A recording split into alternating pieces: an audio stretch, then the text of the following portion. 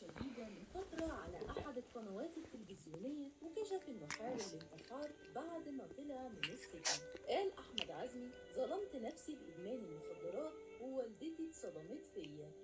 الفنان توفيق عبد الحميد قال: توفيق عبد الحميد: حولت عربيتي لتاكسي واشتغلت عليها سواق بعد ما غدر بيا الفني. وانتشرت له صور على السوشيال ميديا مع كلابه اللي قال عليهم: هما الاتنين اللي شاركوني حياتي في آخر 10 سنين من عمري.